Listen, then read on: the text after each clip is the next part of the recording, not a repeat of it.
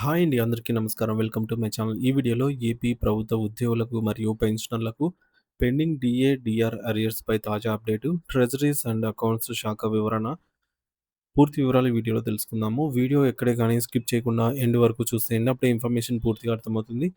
అలాగే వీడియో చూస్తున్న ప్రతి ఒక్కరు వీడియోకైతే లైక్ చేయండి ఫ్రెండ్స్.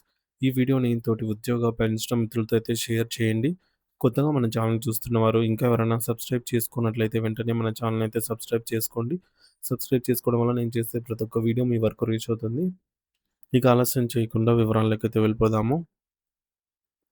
ఫ్రెండ్స్, ఇక విషయానికొచ్చినట్లయితే ఆంధ్రప్రదేశ్ రాష్ట్ర వ్యాప్తంగా ఉన్నటువంటి వేలాది మంది ప్రభుత్వ ఉద్యోగులు మరియు ముఖ్యంగా తమ జీవితాంతం సేవ చేసి పదవీ విరమణ పొందిన పెన్షనర్లకు సంబంధించి పెండింగ్ డీఏ మరియు డీఆర్ బకాయిలపై ఒక అత్యంత కీలకమైన మరియు తాజా సమాచారం అయితే అందుబాటులోకి వచ్చింది.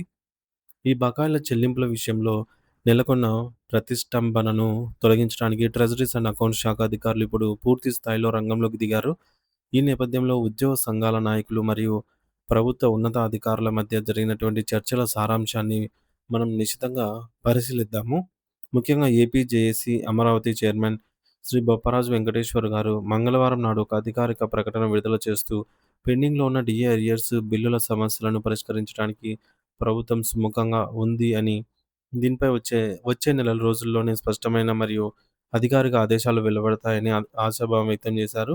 అసలు ఈ డీఏ, డీఆర్ బకాయిలు ఎందుకు ఆగిపోయాయి అనే విషయాన్ని మనం లోతుగా విశ్లేషించాలి. వాస్తవానికి 2018 జూలై నుంచి రావాల్సిన డీఏ బకాయిలను ప్రభుత్వం పెన్షనర్లకు మరియు సీపీఎస్ ఉద్యోగులకు మంజూరు చేసినప్పటికీ క్షేత్రస్థాయిలో అనేక సాంకేతిక మరియు పరిపాలనాపరమైన ఇబ్బందులు ఎదురయ్యాయి.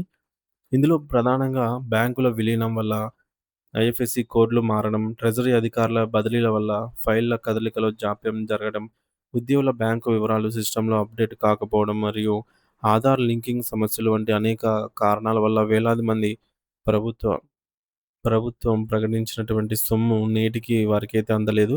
వీటన్నిటికి తోడుగా రాష్ట్ర ఆర్థిక నిర్వహణ వ్యవస్థ అయినటువంటి సీఎఫ్ఎంఎస్ పోర్టల్‌లో సాంకేతిక లోపాల వల్ల అనేక బిల్లులు రిజెక్ట్ అయ్యాయి.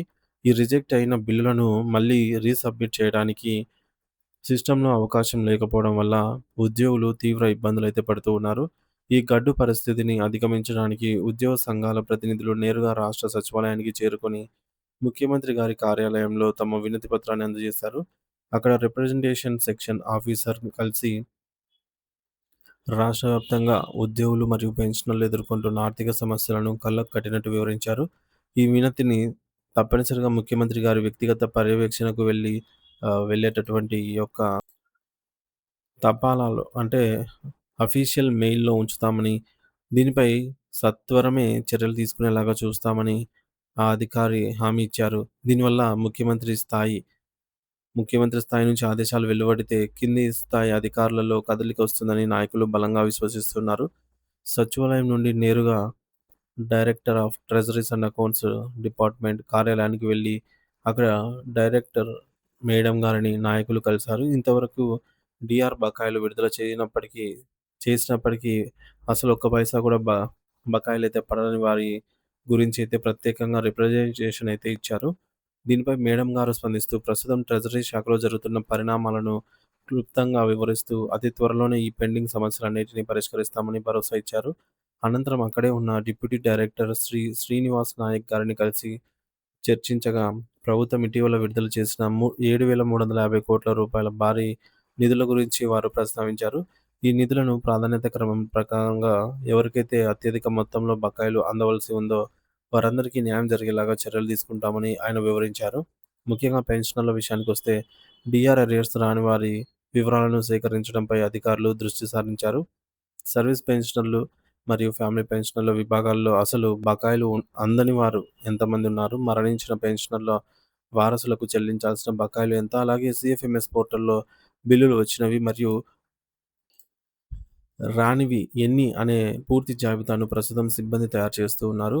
ఈ వివరాలన్నిటిని క్రోడీకరించిన తర్వాత వీరందరికీ కూడా త్వరలోనే చెల్లింపులు జరుగుతాయని ఉన్నతాధికారులు చెప్పారు. అయితే ఈ బిల్లుల చెల్లింపు ఖచ్చితంగా ఎన్ని రోజుల్లో పూర్తవుతాయని నాయకులు ప్రశ్నించగా, ప్రస్తుతం సిబ్బంది మొత్తం అదే పనిలో నిమగ్నమై ఉన్నారని, అన్ని రకాల గణాంకాలను పూర్తి అవగానే నిధులు విడుదలవుతాయని చెప్పారు. పని జరుగుతోంది కాబట్టి ఒక నిర్దిష్టమైన తేదీని మాత్రం వారు ఇప్పుడే చెప్పలేమని సున్నితంగా తెలియజేశారు.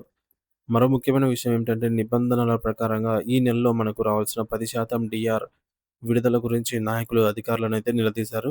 అయితే దీనిపై ప్రభుత్వం నుంచి ఇప్పటివరకు ఎటువంటి అధికారిక సమాచారం లేదా ఆదేశాలు అందలేదని వారు వివరించారు. దీంతో పాటుగా గతంలో ఎన్టీఆర్ ట్రస్ట్ ద్వారా వైద్య ఖర్చుల రియంబర్స్‌మెంట్ కోసం దరఖాస్తు చేసుకున్న సభ్యుల బిల్లుల పరిస్థితి కూడా ఆరా తీశారు. జనవరి నెల వరకు ఆన్‌లైన్‌లో నమోదైన బిల్లులన్నిటినీ కూడా మంజూరు చేయడం జరిగిందని, అలాగే ఫిబ్రవరి నెల వరకు మాన్యువల్ పద్ధతిలో పంపిన బిల్లులను కూడా క్లియర్ చేసి పంపించామని వారు తెలిపారు.